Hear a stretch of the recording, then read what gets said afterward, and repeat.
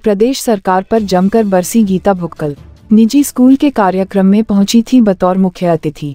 किसानों की फसल खराब होने को लेकर बोली गीता भुक्कल। पूर्व शिक्षा मंत्री एवं कांग्रेस नेत्री गीता भुक्कल पहुंची महेंद्रगढ़। निजी स्कूल के कार्यक्रम में बतौर मुख्य अतिथि के रूप में पहुंची थी गीता भुक्कल। वहीं गीता भुक्कल ने सरकार की नई एजुकेशन नीति की भी जमकर सराहना की। वहीं 1 अक्टूबर से दिल्ली में हरियाणा रोडवेज के आवागमन को बंद करने को लेकर बोली गीता भुक्कल के हरियाणा रोडवेज की बसें अधिकतर कंडम हो चुकी है। ट्रांसपोर्ट विभाग एवं ट्रांसपोर्ट मिनिस्टर को हरियाणा रोडवेज के बेड़े में नई बसें शामिल करने को लेकर पहले सोचना चाहिए था और उन्होंने कहा कि यहां से दिल्ली नजदीक है तो जो हमारी बेटियों के लिए बसें चलाई गई है पढ़ाई को लेकर वह बसें भी अधिकतर कंडम हो चुकी है। हरियाणा सरकार को दिल्ली सरकार से बातचीत कर कोई बीच का हल निकाल लेना चाहिए ताकि बसों का आवागमन न रुके। वहीं बेमौसम की बरसात को लेकर भी उन्होंने सरकार से मांग की है कि किसानों को सही समय पर गिरदावरी करवाकर उचित मुआवजा देना चाहिए। वहीं जिला महेंद्रगढ़ की खराब सड़कों को लेकर उन्होंने कहा कि हरियाणा में अधिकतर सड़कें टूटी हुई है, सरकार को वह भी जल्द से जल्द ठीक करा देनी चाहिए। जो अब नई शिक्षा नीति आई है उसको लेकर क्या कहेंगे?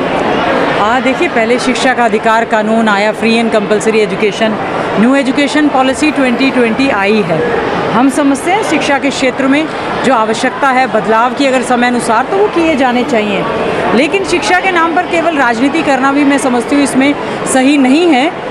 राइट टू एजुकेशन एक्ट आया, एक कानून आया कि चाहे वो सरकारी शिक्षा हो चाहे प्राइवेट शिक्षा हो, हर एक बच्चे को अच्छी शिक्षा दी जानी चाहिए। न्यू एजुकेशन पॉलिसी को सरकार प्रयास करे कि अच्छे ढंग से उसको लागू करने का प्रयास करे, अच्छे शिक्षकों की वो भर्ती करे और सभी बच्चों को अच्छी शिक्षा देने का वो जो काम करे, उसमें चाहे वो बोर्ड के एग्ज़ाम्स की बात है, चाहे 10वीं के एग्ज़ाम्स की बात है, चाहे हायर एजुकेशन की बात है, इसमें सभी को प्रयास करना चाहिए। और शिक्षा के क्षेत्र में कोई भी किया गया एक्सपेंडिचर जो है मैं समझती हूँ बहुत बड़ा एक इन्वेस्टमेंट होता है। केवल नई शिक्षा नीति की घोषणा के साथ ही बात नहीं बनेगी, बजटरी प्रोविज़न भी, चाहे वो केंद्र सरकार का बजट हो चाहे राज्य सरकारों का बजट हो, शिक्षा के नाम पर बजट में कोई भी किसी प्रकार की कटौती नहीं होनी चाहिए। क्योंकि जो ये कोरोना काल में शिक्षा के क्षेत्र में बहुत ज़्यादा बच्चों को, चाहे शिक्षण संस्थाओं को या अभिभावकों को दिक्कतें आई हैं, वो किसी प्रकार की दिक्कतें ना आए और सरकार का प्रयास रहे। कम से कम मैं शिक्षा के नाम पर कोई राजनीति नहीं करना चाहती। हमें लगता है कि शिक्षा को अच्छे ढंग से देने का काम जो है सरकारों को करना चाहिए। मैडम, 1 अक्टूबर से दिल्ली के अंदर बसें बंद होने जा रही है हरियाणा रोडवेज की, BS4 सर्विसेज जिन्हें बोलते थे।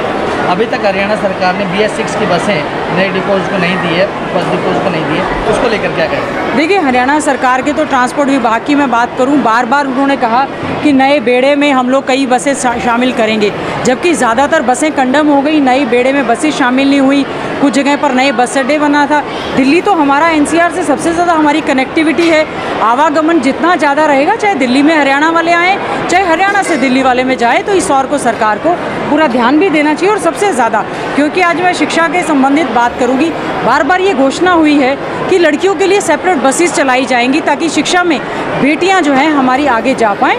तो ये कहना चाहूँगी कि इनको नई बसों के साथ साथ में दिल्ली गवर्नमेंट से भी बात करनी चाहिए और हरियाणा को स्वयं इसमें स्टेप उठाते हुए केवल ना व्यापार के हिसाब से बल्कि शिक्षा के हिसाब से भी हमारे बहुत से बच्चे जो हैं वो दिल्ली जाते हैं। 4 दिन बचे, सिर्फ 4 दिन बचे, मात्र सिर्फ 4 दिन बचे हैं। 1 अक्टूबर से बंद हो जाएंगी बसें। देखिए, हम लोग इस मामले को अपने संज्ञान में लेकर आए हैं, ज़रूर प्रयास करेंगे कि सरकार इस और कदम उठाए। और दिल्ली तो मैं समझती हूँ हमारा तो ये क्षेत्र खासतौर से जो मैंने कहा कि NCR रीजन में है, हम लोगों को इससे काफ़ी ज़्यादा नुकसान होगा।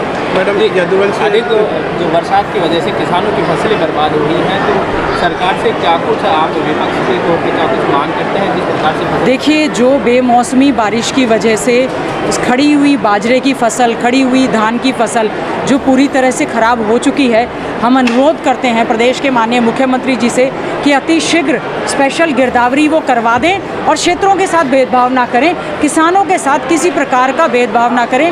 पहले ही अन्नदाता लुटा पिटा हुआ है।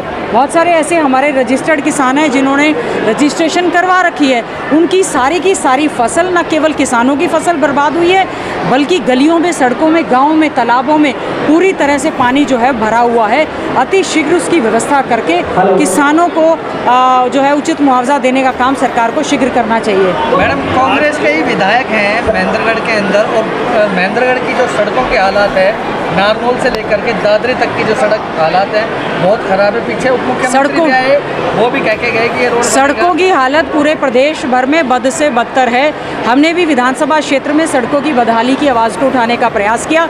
हमें समझ नहीं आता है कि चाहे वो बारिश की वजह से या जो भी किसी को भी ठेकेदार की क्वालिटी पुअर होने की वजह से दी गई है, आज सड़कों की चाहे शहरों की चाहे गाँव की बात हो चाहे PWD की रोड्स की बात हो, बड़ी बुरी हालत है। हम समझते हैं सड़कों के जाल से, अच्छे जाल बिछने से जहां हमारा व्यापार और दूसरी गतिविधियां बढ़ती है, सरकार को इस बारे में अतिशीघ्र संज्ञान लेना चाहिए। आज यहाँ पर आज जो है विशेष तौर से यदुवंशी एजुकेशन इंस्टीट्यूट के यहाँ के सम्मान समारोह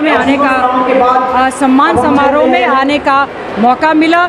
मैं सभी को विशेष तौर से जो चेयरमैन हैं राव बहादुर सिंह जी, उनको बहुत बहुत बधाई शुभकामनाएं देती हूँ। उनके डायरेक्टर्स को, चेयरमैन को, प्रिंसिपल्स को, बच्चों को और सभी अभिभावकों को, सभी ने और मीडिया के बंधुओं को भी बधाई देती हूँ।